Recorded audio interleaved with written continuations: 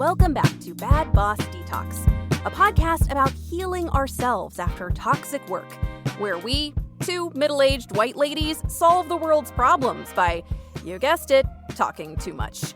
Today, we'll explore a little bit of the history of feminism, challenge some misconceptions, and find out how this movement might just make the world a better place for everyone. Except J.K. Rowling.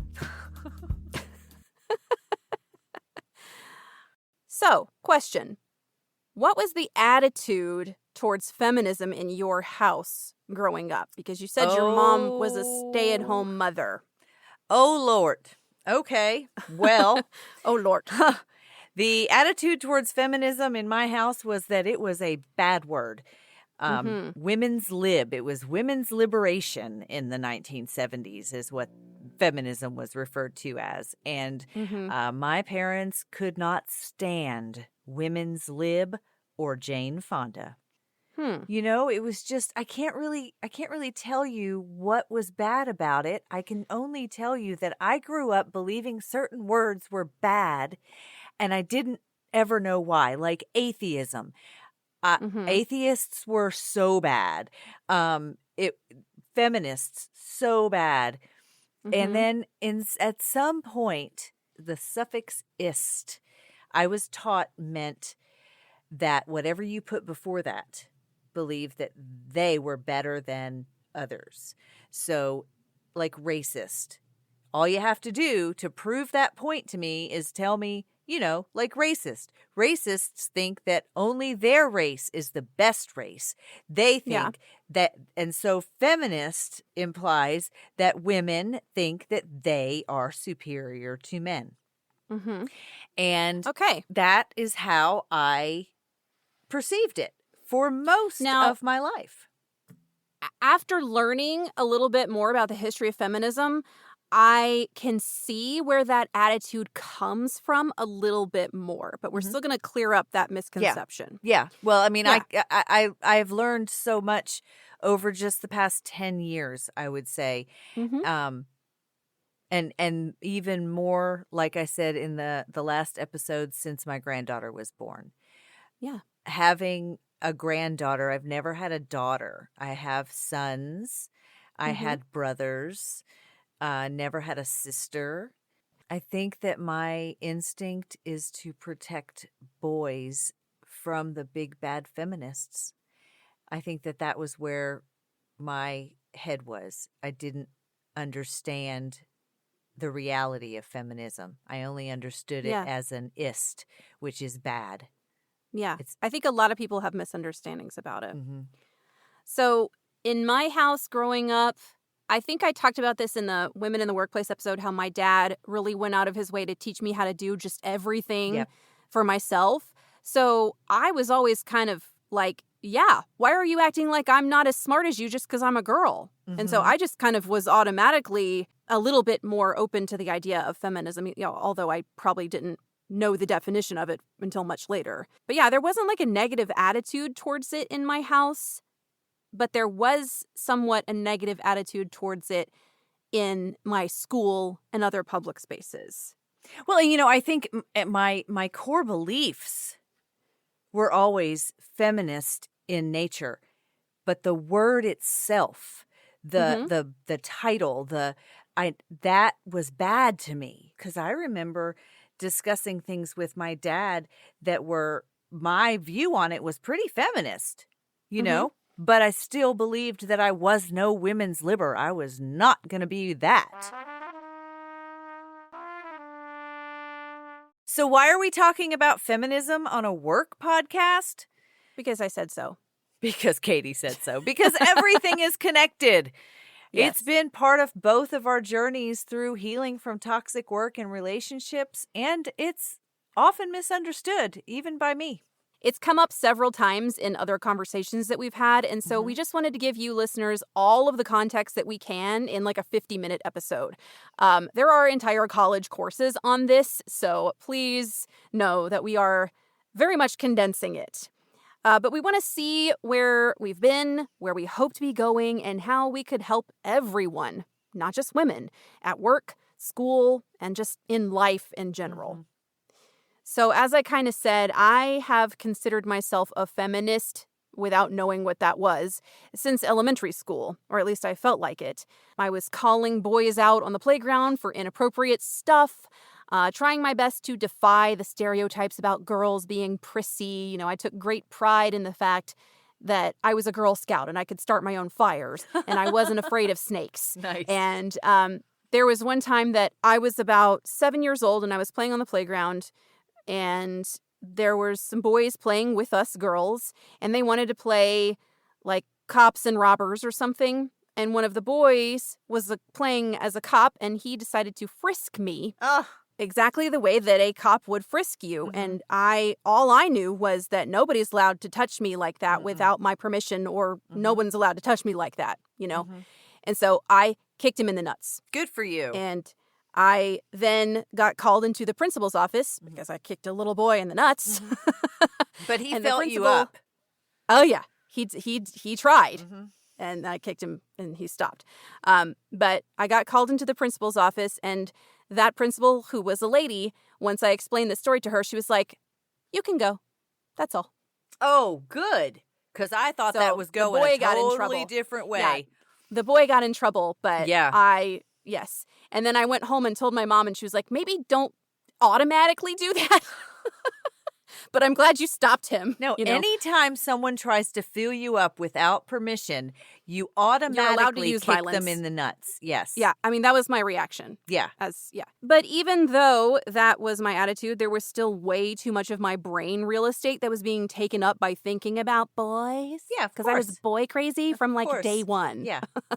And I also saw other girls as competition, which is a big problem. And when I was a little girl, I remember walking to the dry cleaners. I grew up in Philadelphia, and I walked to the dry cleaners, and they had all these iron-on things spread out. They hung above and you could buy a T-shirt, and the guy had the press, and he would press the iron-on onto the T-shirt. And I saved up my money to get the iron-on that said, "Girls can do anything boys can do, only better." So I was a feminist even then. Well, you are a certain type of feminist, which Okay. we're going to get to. Oh, good. Okay. Yeah. And now You're there's a this subset of feminists. there's this T-shirt out now. I put a picture of it in our notes, Katie, that that I've seen several times, that kind of outlines some pretty surprising things.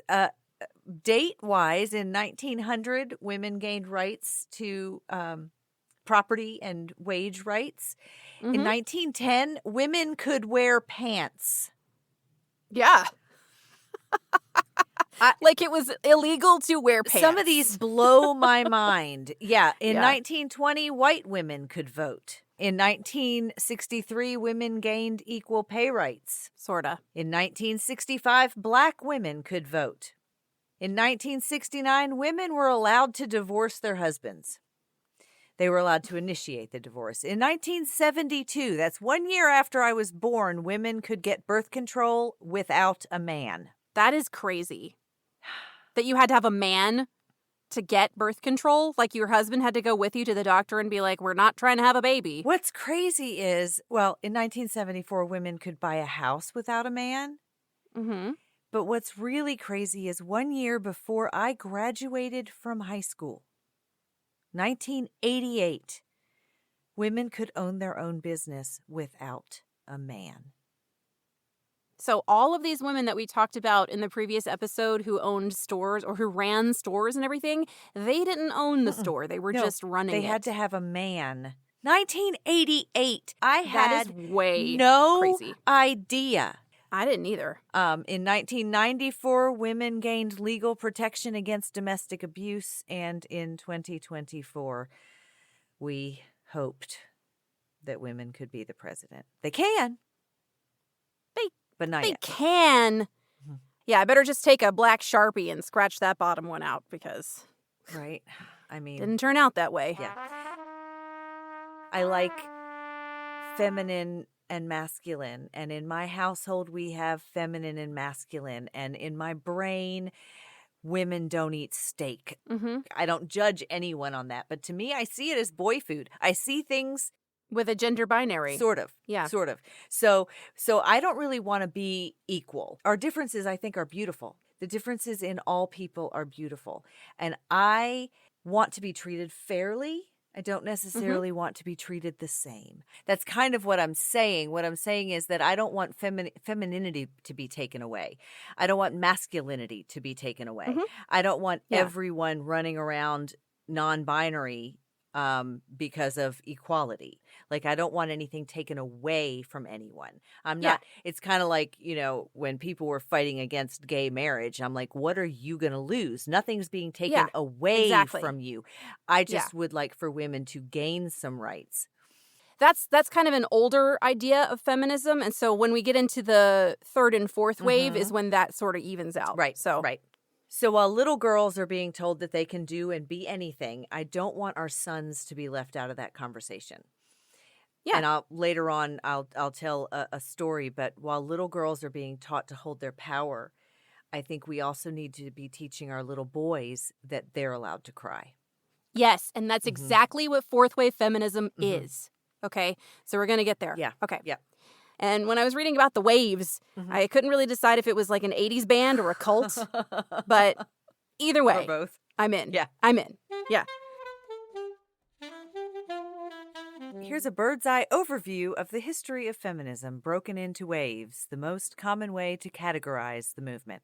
It's a wild ride of rebellion, resilience, and redefinition. Yes, it is. The first wave in the late 1700s to the early 1900s focused on legal rights, especially women's suffrage.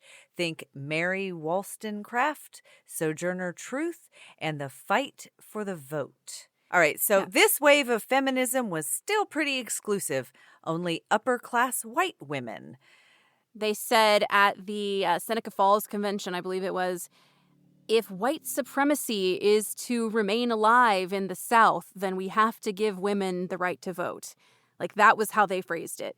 Gross. You guys want to continue with this? Then we got, which is really pretty icky. And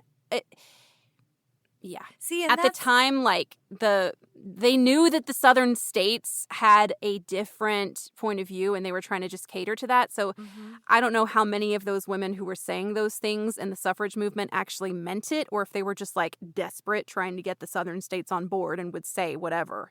But even so, that's not okay. No, no supremacy is okay. I just... Yeah.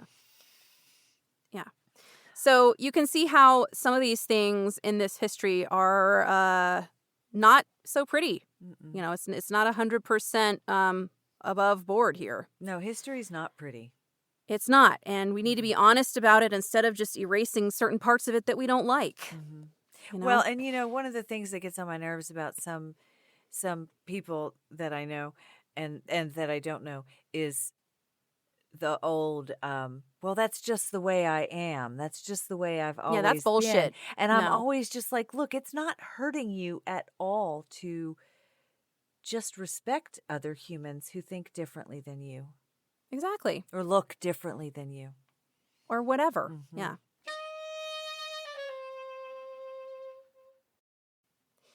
So, the second wave of feminism hit in the 1960s all the way through the 1980s.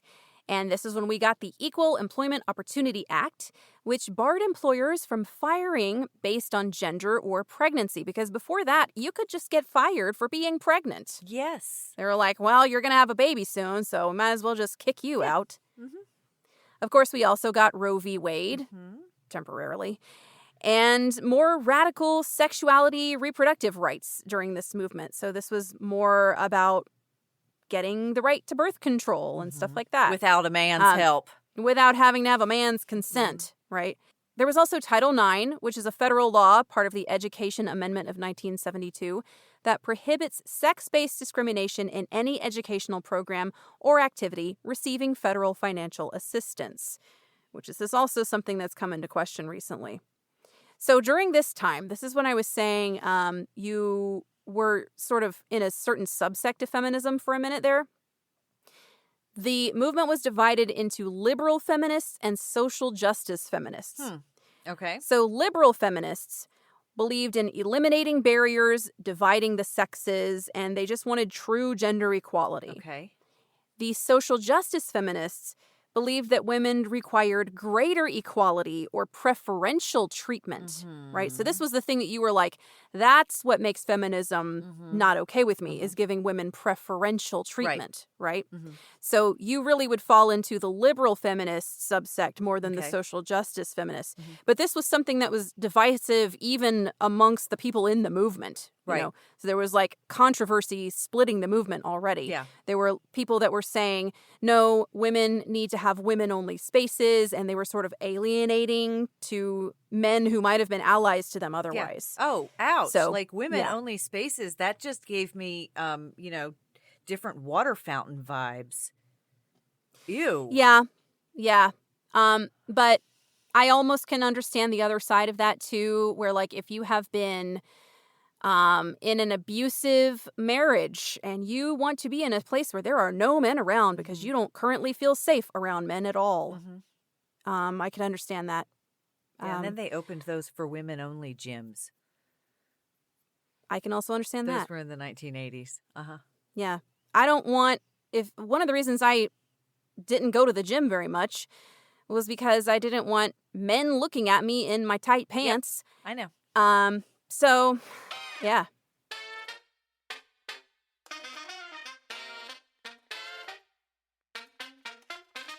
By the 1990s, third wave feminism embraced individuality, intersectionality, a term coined by activist and Professor Kimberly Crenshaw, and challenged stereotypes about what feminism should look like. These feminists began reclaiming femininity, embracing queer voices, and breaking gender norms. Yes, so this word intersectionality it's the vocabulary word of the week in that I really want you to know what this word means, but there is also a funny vocabulary word of the week coming up. Excellent. So intersectionality, in simple terms, it means that you're recognizing that people's identities, like their race, their gender, their class, their ability level, whether they're handicapped, disabled, whatever term you want to use, or their age, these things all overlap and interact, and this shapes their experiences, and it creates unique forms of privilege and discrimination. So somebody who, for instance, is a young gay man might have a different experience in terms of being discriminated against than an older, white, straight woman. Okay. She might be discriminated against because she's older. He might be discriminated against because he's homosexual and young and seen as naive or whatever, right? Those are still discrimination. Yes. But they interact in a complex way, and both of those people deserve the same rights and protections in their places of work and school, etc. Okay? So intersectionality recognizes the complexity of social structures and acknowledging one's own privilege, listening to diverse voices. So this is basically like the thing that completely levels up feminism into the stratosphere. And this makes it something that is now about everybody recognizing that there's some bullshit going on in terms of discrimination. It doesn't matter your age, your gender, your race, your ability, whatever it is. All of these things need to be protected, right? And all of these people deserve to have the same human rights and the same opportunities for success. Totally. So, yes. So intersectionality is the thing that really makes feminism more... I think it makes more people more likely to get behind it once they understand what that is. Yeah. Right? Because how can you really argue against that? You know? So yeah, Kimberly Crenshaw, I did not know her name until I did this research, but I knew what intersectionality was, kind of. So yeah, there you go. Sweet. The women in this wave were subversive, more of a cultural revolution. Burning bras, topless protests, etc. It seems kind of like your jam to me. Like, I could see you going to one of those protests. Oh, honey, I actually threw a bra into the fire pit once in the backyard. Beautiful. Yeah. I was like, you know what? I'm going inside and getting that bra that I hate. I'll be right back. And I threw it in the fire. I hate all bras. Yeah, well, you know what? I found a bra that I don't hate, this Yeah. past year. I feel like I need them, but like I hate underwires. I refuse to won't wear an underwire. Fuck No, that. That's a I won't torture wear an device. underwear. No. And No. for years, all I wore was sports bras. And when I bought Fair enough. my big girl bras, I call them booby bras. I don't know why. They're all booby bras. But that's just what I call them.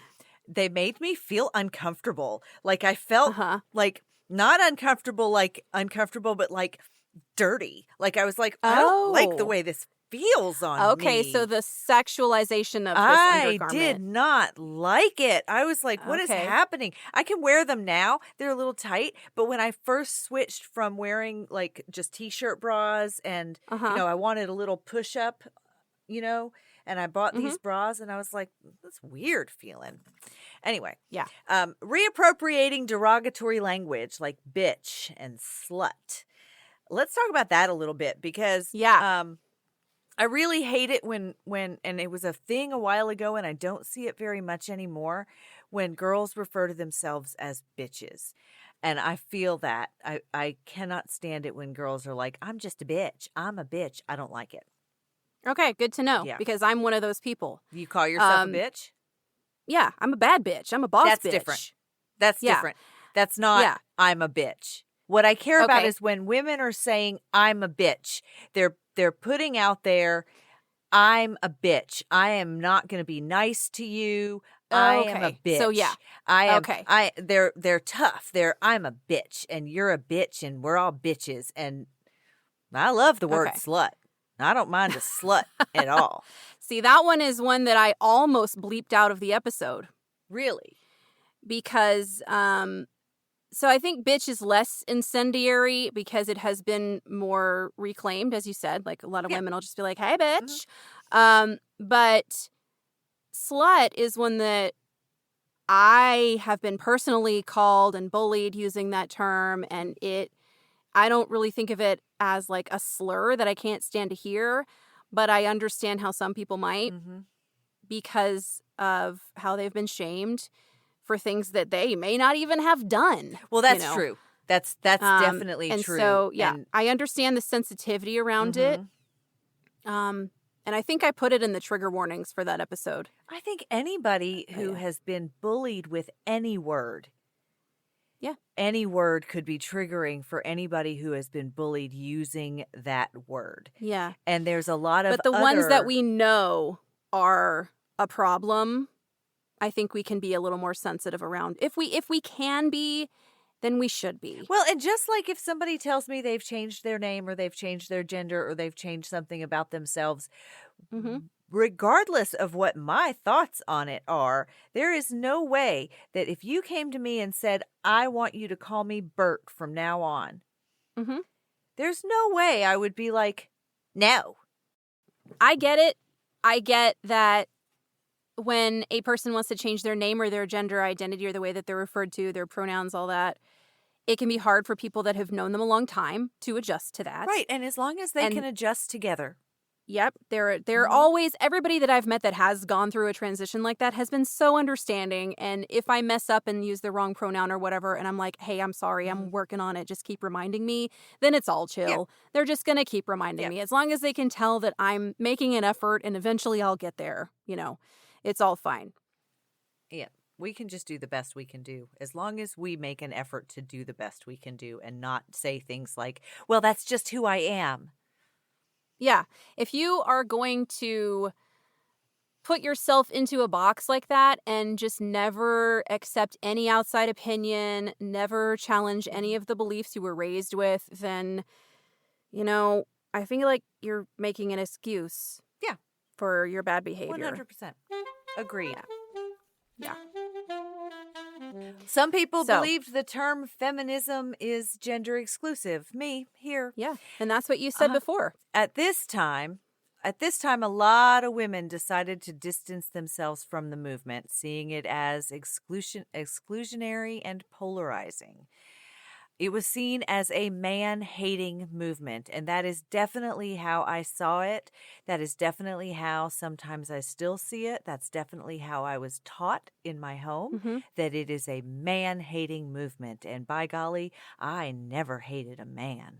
I'm not going to say there are no people who identify as feminists who hate men, because there probably are, you know, but that's not really what the movement is intending to focus on now. The intersectionality is really the thing that's pushing it forward, you know. And so with that in mind, you can't hate anybody because of their gender, race, etc., you know. For me, as a teen, I stopped identifying as a feminist when I bought into the idea that girls are too catty. Yeah. And I started hanging out with guys. And really, I became kind of a pick-me. So I became the person in high school in particular who was like, I'm not like other girls. I like comic books and nerd stuff and Lord of the Rings. I'm not like other girls who fight over boys. And all of that bullshit is really, it boils down to, please pick me. Well, that was kind of like me. Better than the rest of them. I'm no women's libber. Yeah, that's pick me behavior. Yeah. Yeah, so that's just something that I had to like grow through. All right, so we're now getting to the fourth wave. Today's fourth wave is powered by digital activism and social media, fighting for inclusivity, consent culture, trans rights, and dismantling rape culture. While feminism's goals have broadened over time, like I said, that intersectionality, its core mission remains the same: equality, dignity, and freedom for everyone. So, of course, we had the Me Too movement, which I'm sure that we don't have to explain to anybody. But I wanted to bring it up and see if you had a response about that. I had issues with the Me Too movement because I felt like it was a bit of a pick-me. There was a lot of girls who I think jumped on that bandwagon. There are women who have been so badly sexually harassed or sexually accosted or sexual, you know, all of those things, that they don't all fall under one category. There were things that happened to me that I didn't want to undercut worse things that happened to other people. But it's not a competition. No, it's not a competition, but you can't put certain things in certain categories together. I would have rather it not have been something that was a bandwagon that people could just jump on and say, this is what happened, because there are really bad things that happened to women. And I think it's kind of like the whole thing with the older generations of gay people who worked their fucking asses off to get just any rights at all. And now, okay, here's a better example. My friend had a girlfriend. Every single thing that happened, she became that thing. She became, for the coming out day, she decided to come out. While she was engaged to my male friend, she came out on the internet, and his mom came out as what? I don't remember which one she said she was. As a matter of fact, I don't think she said she was any of them. I think she put on a bow tie and some eyeshadow and got on the internet and said, I'm coming out today. It's my coming out day. When Black Lives Matter happened, she became a rapper. Like, literally, she was a white girl. She became a rapper. She got sober. Didn't have a drinking problem. Just, she wanted to be all of the things. And so that sounds like that person has a problem. She just and wanted not the really attention. Representative of the broader what the movement's about. There's a lot of people out there right now because of the internet and because of TikTok and because of all this other stuff, and they're trying to jump on these bandwagons. These are all things that are making it so much worse for the people who actually are in these groups of people who are actually being mistreated. People who jump on there and want to be part of that group because of the attention. That's the problem I had with the Me Too movement, because somebody walked up to you and kissed you in the hallway and you didn't want to be kissed is not the same as somebody who has been raped. I agree with that statement, but I will say that there still should be a boundary. Yeah, 100%. And if you say, don't do that to me, and the person continues to do it, then there's a problem. I 100% agree. So really all that the movement is advocating for is like just communication, okay? If you would just communicate your boundaries and say like, yeah, I mean, I'm okay if my friends come up and hug me and whatever, but if it's a stranger, like, no.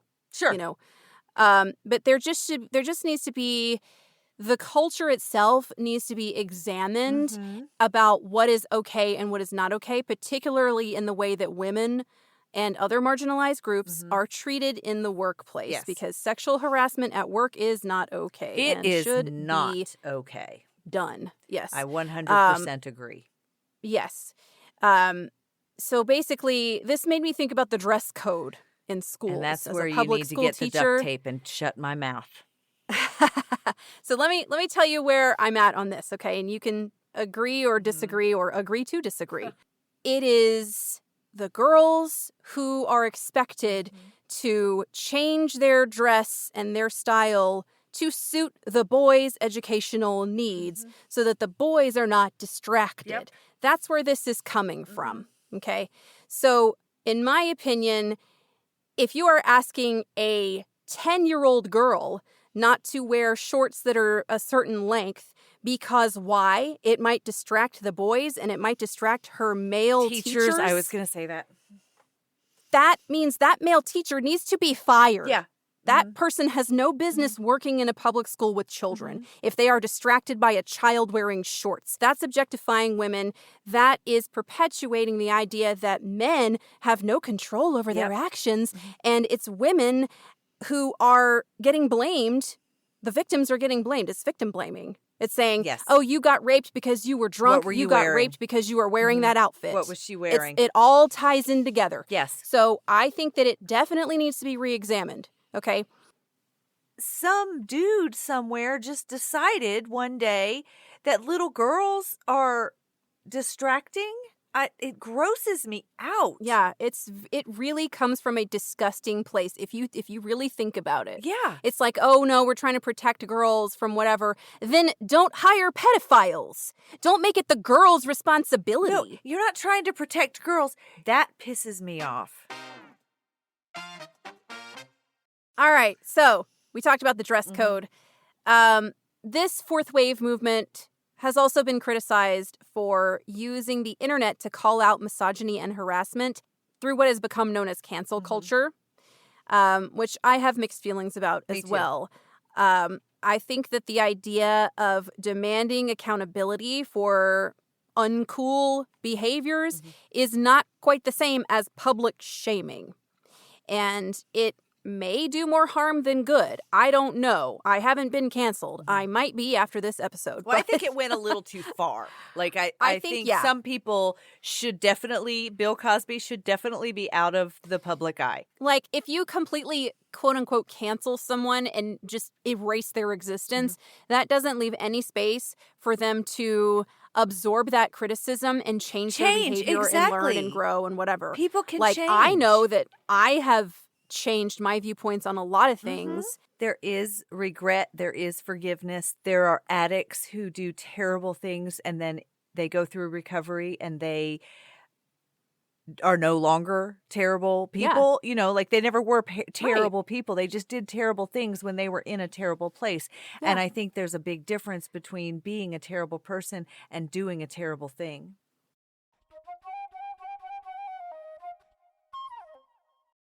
The next point that I had was about inclusivity. The fourth wave feminism movement is a lot more inclusive than any other feminist wave before, but there are still people who are considered gender critical feminists, and these are the trans exclusionary radical feminists, or TERFs. Probably the most famous one that you've heard of is J.K. Rowling. I still don't know what she did. But I know she wrote Harry Potter. No, I know that. I don't know why. I don't know why everybody hates her now. Why is she getting hate? Yeah. Okay, here's why. She made a comment about trans people, but I don't know what it was. Oh, she made many, many, many, many Really? comments about Okay. trans people. Yeah, and she has quadrupled down on her opinion. Like, I'm not saying you can't have a debate about different viewpoints and have a intelligent discussion or whatever. Be open to other viewpoints. That's cool. You want to come out and say, you know what? I disagree with you, but thank you for sharing that, and I'm appreciate the discussion. Whatever. But no, she has gone just double, triple down on everything she said. She refuses to budge. Wow. And Okay. she's just really digging herself, her own All right, hole well. real deep. Yeah.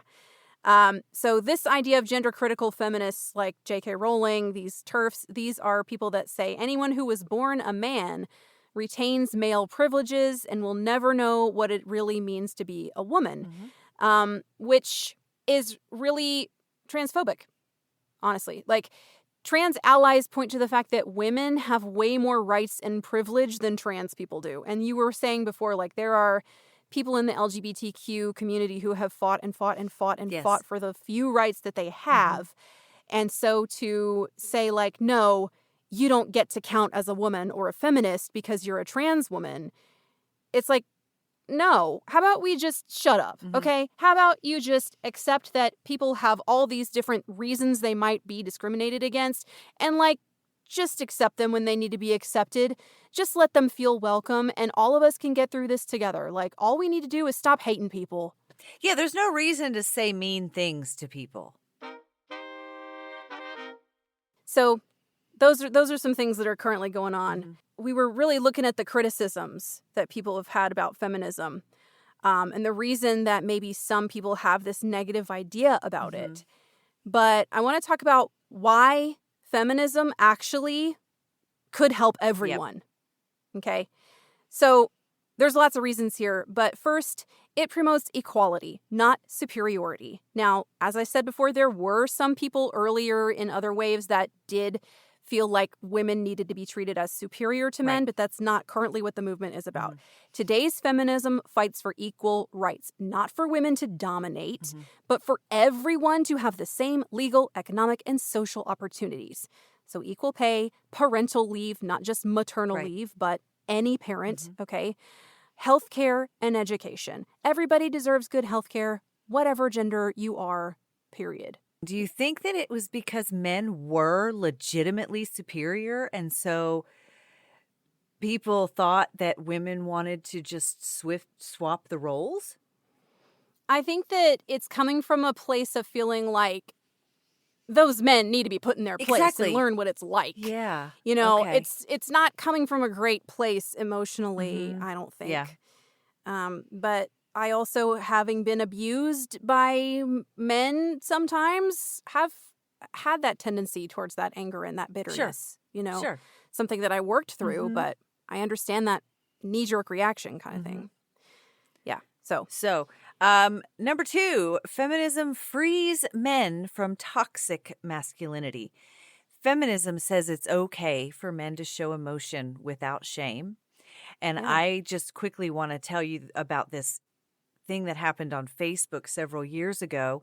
I read an article or a post or something, and it was a woman, and she was going on and on and on. She said she had a daughter and a son, and that she's raising her daughter to be a strong, powerful, independent woman. And she just went on and on and on about the daughter. And I sat there thinking, well, are you telling your son it's okay to be vulnerable? Are you telling your son, you know, and I felt like the boys were being kind of subdued in a way. And I made a post of my own, and I said, and I just want to make sure that those of you who have sons are also teaching them that it's okay to be vulnerable. It's okay to be sad. It's okay to be a boy. It's okay to feel like, you know, like you're all kinds of things. It's okay to have feelings. Choose careers or roles that aren't traditionally masculine, like stay-at-home dads and nurses and teachers. I know lots of male nurses. yeah. Seek help for... I dated a male nurse. A lot of male nurses. Seek help for mental health without stigma. Toxic masculinity boxes men in. Feminism smashes that box. Yeah. So this is a really good point about Feminism is not just about women, it's about femininity and even like the things that are traditionally considered feminine, like showing emotion or mental health treatments and self-care. None of those things are bad and should be looked down upon either. So there you go.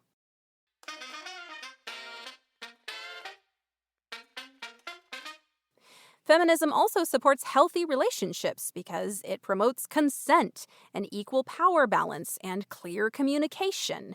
And this is the relationship that I have with my husband now, and I am really glad that I held out for him because he's great. He was absolutely worth waiting for. On our third date, I'll quickly tell you, we went to one of those candle making shops, and it was a cute third date. We were picking out the scents for our candles, and the lady was like, here's the feminine scents and here's the masculine scents. And he was just walking over with me toward the feminine scents. And I was like, oh, she said, if you're more interested in the masculine stuff, it's over there, she said. And he was like, I don't give a shit about traditional gender roles. And I was like, oh my God, I love you. I was like, that was the thing that he said that I was like, oh, That's okay. So we made out later. Good for you and for him. We have very traditional gender roles in my house. If you're happy with it, you're happy with it, and that's okay. Right. No, that's just the way we are. Like I said, I have a gender specific brain, and I don't care what other people do or say or act like or want. It's just in my house. I do the dishes. He cuts the grass, He cuts the grass because he's my man. Like, I don't know if I've said this on the pod before, but my friend refers to me as June Cleaver with tattoos because I based my whole, I wanted to be a sitcom housewife when I was a child. All of the sitcom moms rolled up into one is me. If you're happy, then you're happy. And you shouldn't be judged for that any more than you should judge other people for not living in traditional. Exactly. And I'm not. I don't judge any woman that I see mowing the grass. That's cool. And feminism is partially about just accepting that if that's what makes you happy, then okay. Fights for fair workplaces for everyone. Feminism challenges discrimination. Yeah.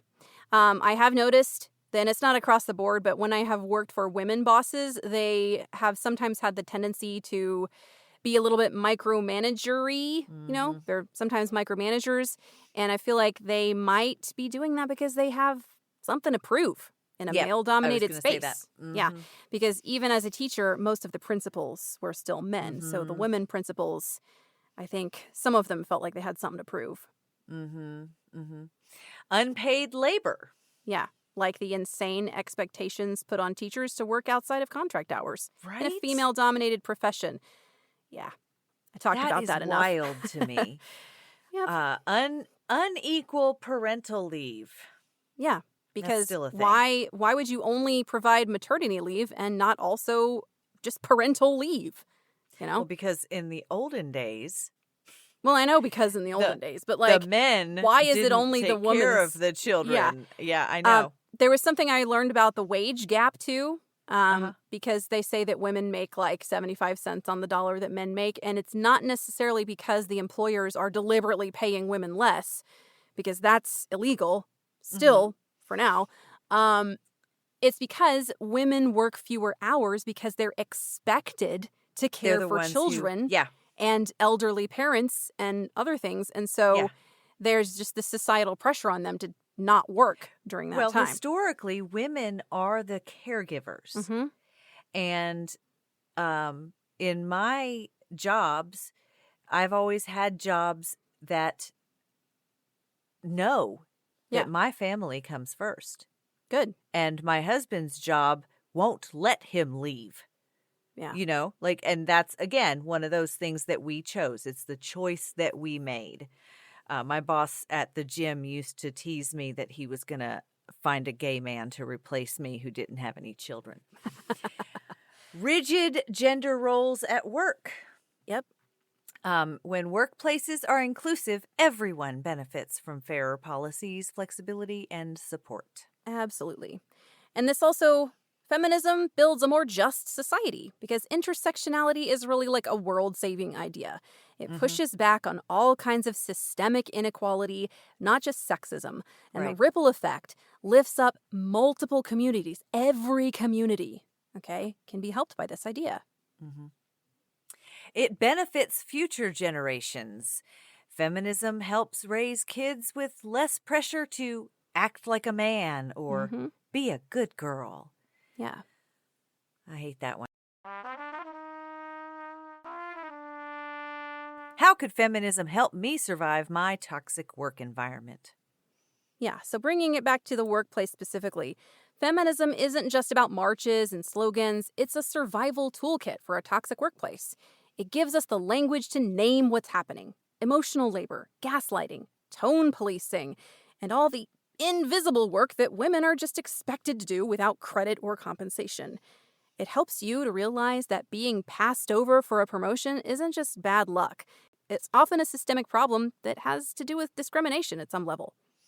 More importantly, feminism says you're not crazy and you're not alone.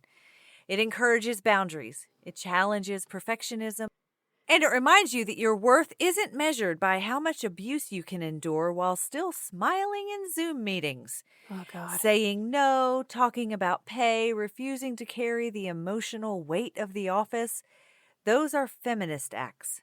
It might not make your boss less terrible, but it can make you feel a little less gaslit, a little more powerful, and a whole lot less alone. It's time for the vocabulary word of the week. What is the vocabulary word, Katie? Hysteria. Oh. Hysteria. It is a noun. It means psychoneurosis marked by emotional excitability and disturbances of the psychogenic, sensory, vasomotor, and visceral functions. That's not the definition that we're focusing on here, but the second one: behavior exhibiting overwhelming or unmanageable fear or emotional excess. So this is a outdated and deeply sexist medical diagnosis that was once used to pathologize women for just basically existing too loudly. And it's derived from the Greek and Latin words for uterus. Hysteria was an extremely common catch-all medical diagnosis that more or less meant that the patient had just a case of the lady crazies. And then they got a lobotomy. Yeah, that is from uselessetymology.com, which is a website I would love to explore more deeply.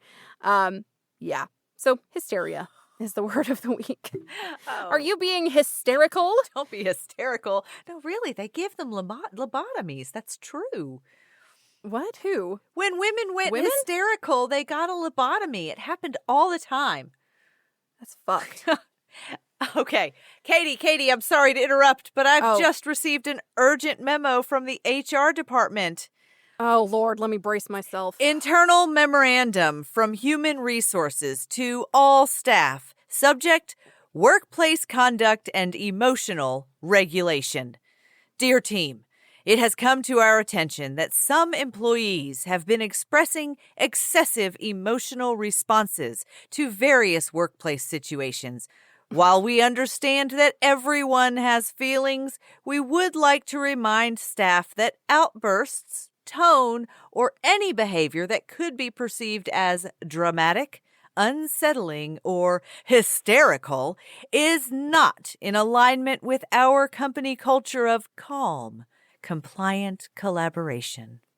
Oh, I hate the word compliant. We are here to support your well-being in a way that doesn't disrupt productivity. Should you continue to feel overwhelmed, please contact HR so we can discuss your fit within the organization. Warmest regards and coldest empathy, Chad W., HR business partner, certified in conflict avoidance and vibe management. TM. Conflict avoidance. That was so fun to read. So if feminism has taught us anything, it's that you don't have to suffer in silence, and you definitely don't have to stay in a toxic relationship, even if that relationship is with your boss. or your job. So here's your homework, Detox fam. Write us your breakup letter to your toxic workplace. Tell us what made you finally say enough. Was it the gaslighting, the micromanagement, the 2% raise after doing the work of 3 people? Oh my Write your gosh. letter and send it to us. Yes, we want to read it dramatically on the podcast because your story might be the exact permission that someone else might need to walk away too. So, send your breakup letters to us at stories@badbossdetox.com. You can also follow us on Facebook at Bad Boss Detox and on Instagram at Bad Boss Detox Pod. Yeah. All right, that's it for this week. I'm going to go burn my bras and eat some bonbons. I'm going to go finish knitting my vagina hat. So I will see you next time. Thanks so much for doing a podcast with me. Thank you, Katie.